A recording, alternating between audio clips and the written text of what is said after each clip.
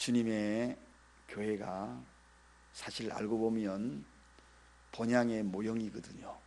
이 본향의 모형에 오신, 고향에 오신 여러분, 오늘도 하나님의 품속을 고향 땅에서 마음껏 말씀으로 누리기를 바랍니다. 어제 우리는 보잘것없는 까마귀, 이 까마귀는 사실 알고 보면 굉장히 부정한 것으로 율법에도 기록이 되어 있거든요. 그래서 까마귀가 주로 먹는 것이 썩은 시체입니다. 그리고 까마귀가 오면은 굉장히 기분 나빠해요. 까마귀 소리만 나면. 우리나라도 그렇습니다. 누가 또 죽으려 그러나 까마귀가 시체가 또 어디서 동물 시체가 있나 이래 생각하는 부정한 동물입니다. 그런데 그런 부정한 동물 까마귀까지도 하나님은 먹이시는데 하물며 하나님의 사람이 될 것이 보냐, 고귀한 인간에 대해서 어제 말씀을 드렸습니다. 오늘은 계속해서 예수님이 솔로몬의 어떤 영화로운 모습도 백합화 꽃에 비교할 수 있겠는가? 여러분, 아무리 옷을 예쁘게 한 올 한 올 따서 한다 할지라도 백합화만큼 이쁠 수 있겠는가? 그 백합화의 속속들이 꽃술하고 꽃받침, 그리고 그 꽃가루, 백합화 그 속을 한번 들여다보세요. 꽃 속에 참 기가 막히거든. 그만큼 예쁘게 할 수가 없다는 것입니다. 그렇게 비교할 수 없다는 것입니다. 들의 백합화도 하나님이 입히시는데 하물며 하나님의 자녀들 그냥 방치하겠는가?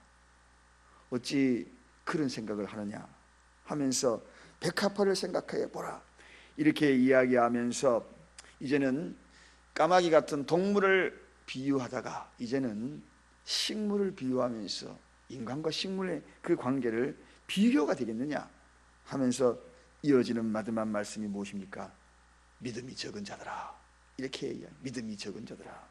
믿음이 적다는 것은 믿음이 큰 상태도 아니고 믿음이 없는 상태도 아닙니다. 여기에서 믿음이 적다의 이 표현을 잘 살펴볼 필요가 있습니다. 믿음이 적다, 믿음이 없는 것도 아니고 큰 것도 아니고 믿음이 적은 것이 무슨 뜻이냐? 한마디로 이야기하면 어중간한 상태를 믿음이 적다, 그렇게 표현하는 겁니다.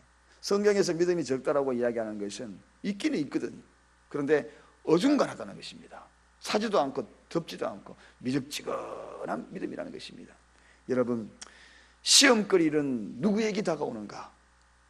누구에게 시험거리가 다가오는가? 그것은 믿음이 큰 자에게는 아예 접근하지 않습니다. 사단이 아예 믿음이 크기 때문에 상대했다가 크고 다친다. 그래서 결코 접근하지 않습니다. 그리고 아예 믿음이 없는 사람 시험거리 다가와요. 아예 저 시험거리 해지도 않았는데도 가만히도 시험 들려있는 약한 그런 믿음이 없는 자에게는 시험거리 주지도 않습니다. 그럼 누구에게 시험거리는가? 어중간한 상태에 있는 사람, 어중간해 흔들면 저거 넘어질 것 같아, 이것도 아니고 저것도 아닌 믿음, 그런 자들에게 꼭 시험 들어. 그래서 시험 들었다 하고 딱 보면 믿음이 어중간하고 그런 자들, 시험 들어있는 것을 딱 보게 됩니다. 확고부동하게 있는 이들에게 아예 덤비지도 않죠. 없는 자들에게는 나아떠도 넘어지는데 오늘 이러한 상태, 믿음이 없는 자들아, 믿음이 없는 자들아, 하물며 하나님의 자녀에게 백합화보다 낫지 않는가? 저 까마귀보다 낫지 않는가? 부정한 까마귀보다도 낫지 않는가? 사랑하는 여러분, 꽃의 아름다움은 알고 보면은 자기 스스로 그 꽃의 아름다움을 드러내는 것이 절대로 아닙니다. 여러분, 꽃은 철저히 수동적인 존재입니다. 그게 무슨 말일까요? 꽃은 자기가 꽃 피울 자리에 거기에 자기 스스로 거름을 뿌려가지고 꽃 피우는 그런 꽃이 없습니다. 수동적이면 덜에 있는 거 보십시오. 희한하지요. 오직 거름이 있는 자리에, 자랄 만한 자리에 거기에 꽃이 자라요. 여러분, 그걸 아시죠? 사람이 다녀가지고 맨들맨들하고 발바닥 밟은데 거기는 꽃이 없어요. 그런데 꽃씨가 떨어져서 자랄 만한 곳에, 꽃 피울 자리에 거기에 꽃이 자라고 꽃이 핀다는 겁니다. 이런 모습을 보면 꽃은 능동적인 것이 아닙니다. 누군가가 그를 수동적으로 돌보지 아니하면 피지 않는 존재라는 것입니다. 마찬가지로 인간도 마찬가지. 인간도 어찌 보면 굉장히 능동적인 존재 같아요. 우리가 스스로 하고 막 하고. 그러나 여러분, 거대한 하나님의 섭리, 역사의 수레바퀴 보면 인간도 굉장히 수동적인 것을 알 수 있습니다. 저와 여러분이 솔직히 탄생을 원하여 여러분의 그 가문에서 태어났나요? 철저히 수동적이죠. 원하지 않은데 여러분의 가정에 태어난 거예요. 각자의, 제가 신가 집안에 태어나고 여러분은 각자 이씨, 박씨, 최씨 다 이렇게 태어나는 거예요. 철저히 수동적입니다. 죽음도 마찬가지입니다. 오래 더 살다가 살고 싶어도 나는 철저히 수동적으로 내 스스로 그 생명을 마음대로 할 수 없는 것입니다. 성격도 마찬가지입니다. 체격도 마찬가지입니다. 제가 이렇게 좀 저도 잘생기고 그런 연예인처럼 태어나고 좋으련만, 그런데 철저히 수동적이, 내가 능동적으로 되는 일이 없어요. 생김새도 그렇습니다. 이런 문제를 볼 때에 내 스스로 모든 것을 할 수 있다는 철저한 능동적인 생각을 가지는 것은 어쩌면 하나님을 잘 몰라서 그렇다는 것입니다. 그래서 능동적으로 생각을 하기 때문에 우리에게 다가오는 것이 뭔가? 그게 바로 염려라는 것입니다. 염려. 오늘 들의 백합화를 봐라. 꽃의 저 아름다운 힘은 자체적인 힘이 아니다. 그 누군가가 강력한 힘에 의해서 솔로몬의 옷보다도 더 아름답게 필 수 있는 것은 그 누구의 힘이 작용했다는 것입니다. 그 힘이 바로 하나님이라는 것입니다. 하나님은 들의 꽃보다도 저와 여러분을 귀하게 여긴다. 그러므로 오늘 예수님은 꽃의 아름다움을 솔로몬의 모든 영광에 비유하듯, 그 칭송받는 솔로몬 얼마나 값비싸고 화려한 옷을 입었겠습니까? 왕인데. 그럼에도 불구하고 들에 핀 백합화보다도 아름답지 못하는 것입니다. 한 송이 저 꽃보다도 아름답지 못하다. 여러분, 꽃 한 송이에도 이렇게 깊은 하나님의 섭리가 있고 배려가 있습니다. 하나님의 능력이 실려 있는 겁니다. 하나님의 뜻이 꽃 한 송이에 있는 것입니다. 그래서 꽃 한 송이를 바라보면서 하나님의 능력과 하나님의 펼쳐진 하나님의 자비하심, 하나님의 관심, 그것을 영적인 눈으로 바라보며 깨달을 때, 야, 나를 향하여 하나님이 얼마나 사랑할까? 하나님이 나를 향하여 얼마나 관심을 가질까? 얼마나 나에게 치대한 사랑을 베풀었으면 위대한 하나님의 형상으로 창조했을까? 저 자연의 피조물. 여러분, 인간은 아름다운 피조물 많이 있지만 그 가운데서 가장 으뜸인, 가장 아름다운 존재가 인간이라는 사실. 앞에서도 제가 저 앞쪽 6절에서도 그런 말씀을 드렸습니다. 아사리온 둘에 팔리온 그 5마리 참새에 대한 이야기. 여러분, 덤으로 몇 마리 끼워주는 것, 그것도 하나님께서 다 잊지 아니하신다고 해요. 덤으로. 시장에 가면 콩나물 3,000원 사면은 콩나물 파시는 할머니 아주머니들이 조금씩 주지요. 그 덤으로 주는 것조차도 하나님의 지대한 관심이 있다는 것입니다. 하물며 인간의 존재는 어떻게 했느냐는 것입니다. 인간은 여러분 참새보다 귀하니라 하고 7절에 분명히 기록이 되어 있고, 인간은 하나님의 창조물 중에서 가장 어떤, 그래서 인간은 수많은 창조물 중에 하나가 아닙니다. 하나님이 수많은 창조 중에 하나가 아니라 모든 창조물, 그것은 인간을 위하여 하나님이 창조했다는 것입니다. 그래서 인간을 제일 마지막에 창조한 거예요. 인간을 위하여 피조물을, 꽃도 인간을 위하여, 이 세상의 아름다움도 인간을 위하여 창조했다. 같은 동일한 피조물이라 할지라도 인간은 차원이 다르다는 것입니다. 그래서 하나님이 우리 인간과 하나님과의 그 관계는 절대적인 관계이듯 이 자연과 인간의 관계 역시 절대적이라는 것입니다. 그만큼 귀하다. 하나님과 인간은 비교의 대상이 되지 않습니다. 마찬가지 자연과 인간도 비교가 되지 않는다. 왜냐하면 자연은 인간을 위해서 존재하게 만들었기 때문에 그렇다는 것입니다. 사랑하는 여러분, 그러니 우리 인간이 얼마나 귀합니까? 얼마나 여러분이 고귀합니까? 그런데 그 인간 가운데도 하나님의 자녀가 얼마나 더 귀하냐, 선택한 하나님의 백성이 얼마나 더 귀하냐는 것입니다. 이것은 더 귀한 것입니다. 표현할 수 없는 귀한 존재. 그런데 자기 존재의 가치를 귀하게 여기지 모르는 그러한 인간이나 하나님의 백성이 있다면 얼마나 하나님이 안타까워하겠습니까? 성실한 아버지는 아들의 매일 끼니를 책임을 집니다. 성실한 아버지, 자기가 먹지 않아도 자녀에게 먹이려고 하는 것이 성실한 아버지입니다. 철따라 입을 것을 고민을 하고, 그리고 어떻게 하여 이 자녀를 양육할까 그렇게 고민을 합니다. 그런데 어린 자녀가 그런 것을 걱정하면서 아버지 밑에 있지는 않습니다. 그 걱정은 아버지의 걱정이기 때문에 그렇다는 것입니다. 저는 이 주위에 이렇게 봐도 성실하고 착실한 부모들은 다 자녀를 향한 걱정과 고민이 가득 차 있는 것을 봅니다. 그런데 4살, 5살짜리 애들은 부모가 그런지도 모릅니다. 그런 걱정하지 않습니다. 그저 그 걱정은 부모의 걱정이기 때문에 그저 뛰어노는 것밖에 없는 것이고, 장난치는 것밖에 없는 것이고, 장난감 들고 왔다 갔다 하는 것밖에 없는 것이 자녀들이 아니겠는가 하는 것입니다.